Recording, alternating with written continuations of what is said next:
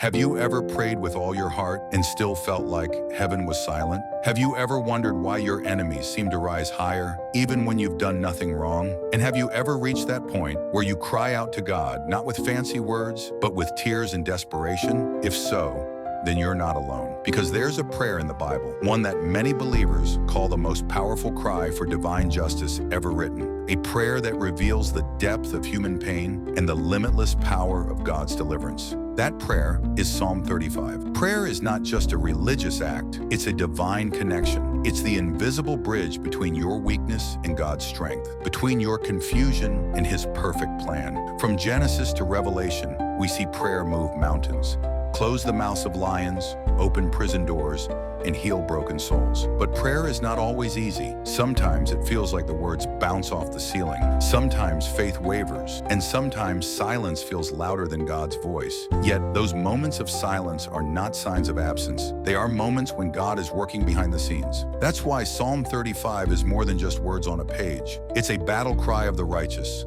a weapon of faith for those who are attacked, betrayed, or falsely accused. To understand Psalm 35, we must go back to a time when King David was being hunted like an animal. He was innocent, yet accused, faithful, yet betrayed, anointed by God, yet surrounded by enemies who wanted him destroyed. Psalm 35 is not a gentle prayer.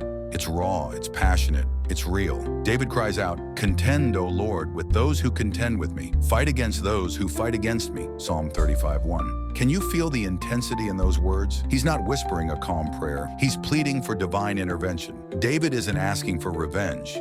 He's asking for God's justice. He's saying, "God, if I'm innocent, defend me. If I've done wrong, correct me. But if I've been betrayed, fight for me." And that's where Psalm 35 becomes so powerful. It gives voice to the believer who feels attacked without reason, betrayed by those they loved, or oppressed by unseen forces. Psalm 35 can be divided into three main sections, each revealing a truth about prayer. 1. Verses 1-10, the cry for protection. David begins by calling on God as a warrior. He says, "Take hold of shield and buckler, and stand up for mine help." He's inviting God into battle, not a physical one, but a spiritual one. Because sometimes you can't fight your battles with words or logic. You must let God fight for you. And here's the truth. When you let God step into your battles, victory becomes inevitable. 2. Verses 11-18, the cry of the betrayed. In this part, David speaks from deep pain. "False witnesses did rise up. They laid to my charge things that I knew not." Have you ever been misunderstood, lied about, hurt by someone you prayed for? That's the moment when Psalm 35 meets your soul. It reminds us that even when people twist your story, God knows the truth. David says he wept for his enemies when they were sick, yet they mocked him when he was down. That's the heartbreak of loyalty, met with betrayal. And still, David turned his pain into prayer, not hatred. 3. Verses 19-28, the cry for vindication. Here, David's faith rises. He prays not just for deliverance, but for God's name to be glorified through his victory. "Let them shout for joy and be glad that favor my righteous cause. Yea, let them say continually, let the Lord be magnified." David wasn't just asking for personal justice. He wanted God's justice to be seen, so the world would know the Lord defends his own. Psalm 35 is more than ancient poetry. It's a blueprint for modern spiritual warfare. It teaches us 4 powerful truths every believer needs to know. Lesson 1. God fights for those who cannot fight for themselves. You don't need to chase your enemies. You don't need to prove yourself to those who misunderstand you. God sees, God knows,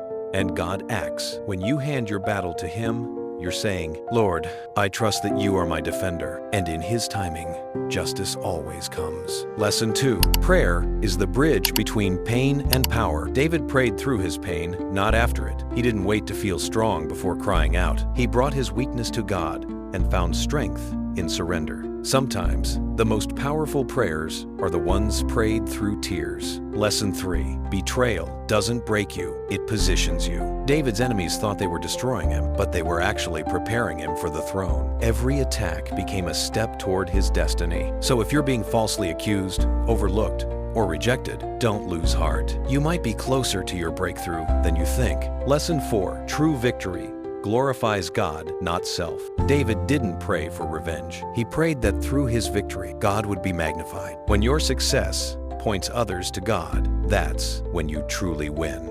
Now pause for a moment and think, who or what has been fighting against you lately? What burden have you carried in silence? What injustice has weighed on your spirit? Today, let Psalm 35 be your weapon. Don't just read it, pray it. Declare, Lord, contend with those who contend with me. Fight against those who fight against me. Let them be as chaff before the wind. And then say, let the Lord be magnified, because no matter what rises against you, God will defend you, deliver you, and raise you higher. Prayer is not about fancy words.